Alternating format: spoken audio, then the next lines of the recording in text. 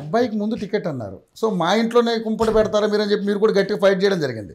ఎందుకట్లా? మీకు కాదు, మీ అబ్బాయికి. అప్పుడు కాదు ఫైట్ చేసింది, ఎలక్షన్ తర్వాతే. నేను కుంపటి నాకు ముందు తెలియదు. మీకు తెలియదు? ఓకే. అయ్యో, పార్టీ అక్కడ కొంతమంది మూర్ఖులు పాపం వీడికి నేర్పారు. మీ అబ్బాయికి? మా అబ్బాయి, నువ్వే క్యాండిడేట్, మీ నాన్నకి ఎదిగి ఇప్పుడు ఎంపిక పోతాడులే ఇట్లా చెప్పారు. అది నాకు చిన్న చెవులో పడి ఉంటే నేను అందుకనే నాకు ఎంపీ టికెట్ వద్దు, అదే నాకు ఎమ్మెల్యే టికెట్ వద్దు, ఎంపీ టికెట్ అడిగారు. ఎవరికైనా ఇచ్చుకోండి, ఎల్లయ్యకి ఇచ్చుకోండి, పుల్లయ్యకి ఇచ్చుకోండి, మా అబ్బాయికి ఇచ్చుకోండి, నాకేం సంబంధం లేదు అని చెప్పిన క్లియర్గా. నేను ఆ రోజు ఎలక్షన్ ముందు ప్రెస్ క్లబ్లో పెట్టింది మీరు చూడండి. ఎవరికైనా ఇచ్చుకోండి, ఎల్లయ్యకి ఇచ్చుకోండి, పుల్లయ్యకి ఇచ్చుకోండి, మా అబ్బాయికి ఇచ్చుకోండి, నాకైతే అని చెప్పిన. నేను నాకు అప్పటికి కొంచెం స్ట్రైక్ అయింది. 6 years కొడుతుంది మీకు? కాదు, నాకు ఒక ఇన్ఫర్మేషన్ వచ్చింది. ఓకే. ఏమరా అని అడిగిన, వీడేం చెప్పలేదు, ఏం లేదు అనుకుంటే వెళ్ళిపోయాడు. మరి వీడైనా చెప్పొచ్చుగా, అయిపోయింది. ఇప్పుడు ఇండియని ఏదైనా ఏదని ఇవన్నీ ఇక నన్ను ఇబ్బంది, అనవసరంగా నన్ను ఇబ్బంది పెట్టాయి. అది ఇప్పుడు ఎమ్మెల్యేగా సీట్ ఇచ్చారు మీకు ఆందోళనకి, అయినా కూడా అసలు ఇటువంటి సహాయ సహకారాలు బీజేపీ ఫోనే లేదంటే అది కేవలం మిమ్మల్ని ఓడకూడదు అంటే ఓడిపోతాడు ఎలాగని డిసైడ్ అయిపోయినట్టున్నారు వాళ్ళు. కాదు, ఓడగొట్టాలని ఈ పని చేసింది. 3వ లిస్ట్ ఎందుకు వస్తుంది? లేకపోతే నేను అసలు ఈ పార్టీకి రాజీనామా చేయడానికి కాకుండా కిషన్ రెడ్డి బాధ్యుడు, లక్ష్మణ్ బాధ్యుడు, అంతే కదా.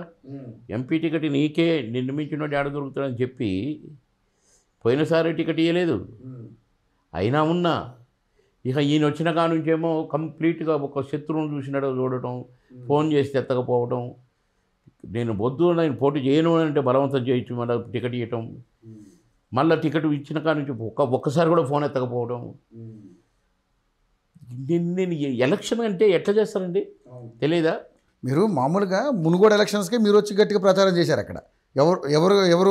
ఎవరైతే రాజగోపాల్ రెడ్డి పోటీ చేస్తేనే మీరు అక్కడ క్యాంపెయిన్ చేశారు. ఇక్కడే కాదండి, బాంబే, ఢిల్లీ, ఒరిస్సా, ఖడ్గపూరు, అంటే పశ్చిమ బెంగాల్, కర్ణాటక ఇవన్నీ తిరిగిన, అండమాన్ కూడా పోయినా, గెలిపించొచ్చాను, మళ్ళీ గెలిపించొచ్చాను సార్. సో మీకు మాత్రం ఎవరు సహకరించాలి? ఈ 2-3 వీళ్ళు ఢిల్లీ వాళ్ళు బాగా వాడుకున్నారు నన్ను. అమిత్ షా గారు ఫోన్ చేయటం, నన్ను పిలిపించడం, నాకు టికెట్లు అరేంజ్ చేయటం, వాళ్ళు బ్రహ్మాండంగా వాడుకున్నారు.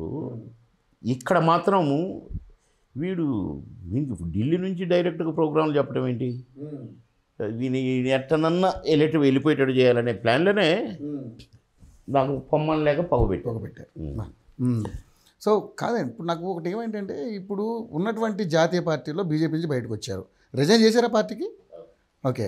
సో మరి కాంగ్రెస్ పార్టీని ఎందుకు చూస్ చేసుకోలేకపోయారు మీరు? ఎందుకంటే ఇప్పుడు ఆల్రెడీ తెలంగాణలో అధికారంలో ఉంది, రేపు సెంట్రల్లో కూడా అధికారం దిశగా అడుగులు వేస్తూ ఉంది. ఏంటి ఆ పార్టీ మీద మీకు ఉన్నటువంటి ఒపీనియన్? అదే నాకేం లేదు బ్రదర్, రేవంత్ తమ్ముడు, నేను మంత్రి, తమ్ముడు ఎమ్మెల్యే, నేను బాబన్న అనేది, నేను తమ్ముడు రేవంత్ అనేది. కాకపోతే నేను ఒక 10 సార్లు ట్రై చేసిన, పోయి అభినందనలు తెలుపుతామని. ఎందుకంటే నా తమ్ముడు సీఎం అయ్యాడు, ఎమ్మెల్యేగా మామూలుగా వచ్చి టప్ప సీఎంఏ అయిపోవటం అనేది చిన్న విషయం కాదు. సరే, దీని వెనకాల ఎవరుండ్రో ఏం చేసారో వాళ్ళందరికీ ధన్యవాదాలు చెప్తున్నాను నేను, నా తమ్ముడు రేవంత్ని సీఎం చేసినందుకు.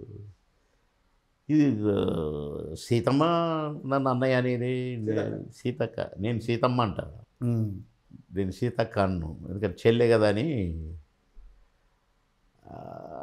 అట్లా కొండా సురేఖ గారు కూడా నన్ను అన్నయ్య అని చాలా క్లోజు. తుమ్మల నాగేశ్వరరావు గారు ఉన్నారు, ఇప్పుడు అందరూ ఉన్నారు. కానీ నాకు ఎవరికి ఫోన్, నాకు రెస్పాన్స్ రాలేదు కలవడానికి. అట్లీస్ట్ ఓకే హలో అందామంటే కూడా నేను ఏమని అడుగుతా, ఎవరు నన్ను ఏమో కదిలిస్తే ఇప్పటికల్లా చేరిపోదునేమో. ఓకే. కానీ సరే, పాల్ గారు వెంటబడ్డారు 1 month నుంచి. నేను కొన్ని క్యాలిక్యులేషన్స్ చెప్పాను కదా, చూసుకున్నాను. పెద్ద ఆయన ఎంత అంటున్నాడు, సరే ప్రచారానికైతే వెళ్దాం, ఎంపీగా పోటీ చేస్తారు కాబట్టి, ఎందుకంటే యూస్ఫుల్, దేశానికి యూస్ఫుల్. ఇప్పుడు మోడీ గారికి కూడా బాగా క్లోజు, అమిత్ షా గారికి కూడా బాగా క్లోజు.